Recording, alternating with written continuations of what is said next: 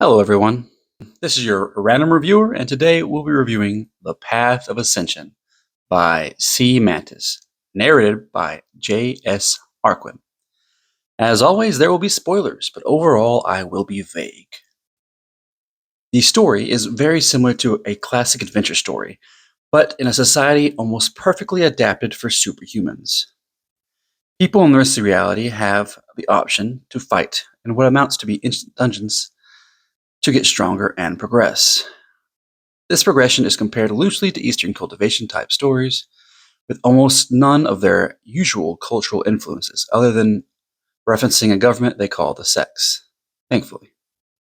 But when the upper tier of people have the ability to casually wipe out planets, the empire this story takes place in is surprisingly not corrupt, if only because it is held in the iron grip of the benevolent emperor.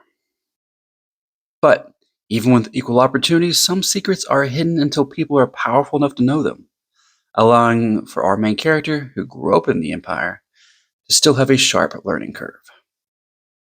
The scale this universe takes place in is hard to conceive.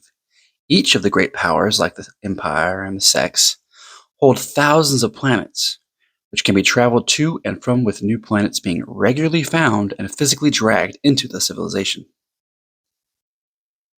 The people, at least in the Empire, all have equal chances to get stronger, with the exception of one wild card. Each person has one unique talent that has the potential to break all the rules that everyone else is held by. From an unnatural ability with the blade to time warping, the abilities are random to the people who get them. That, along with the ever-changing dungeons, or rifts as they're called, make for interesting and diverse combat. The book, while it has a slow start, has great pacing, showing the steady progress that gets faster as the main character grows into his power, with the potential to be one of the best of the new generation.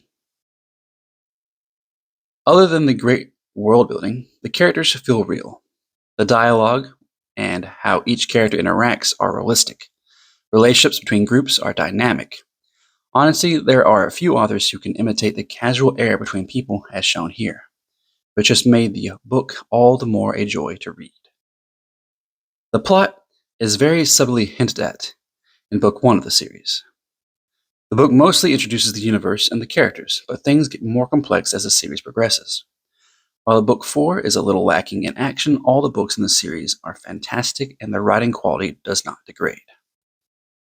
Overall, I'll give the story a solid 9 out of 10. Everyone loves an underdog story where a nobody goes to be one of the best. That is this done right. Along with mind-boggling world building and almost limitless potential, I cannot wait to see what comes out next and where it all leads. If you like the story, honestly, there are a few books I've encountered similar to this one, and none of those I have are near this quality. So instead, I'll just recommend another high-quality fantasy progression story. You might like He Who Fights with Monsters by Shirtaloon. Thank you all for listening to my random review.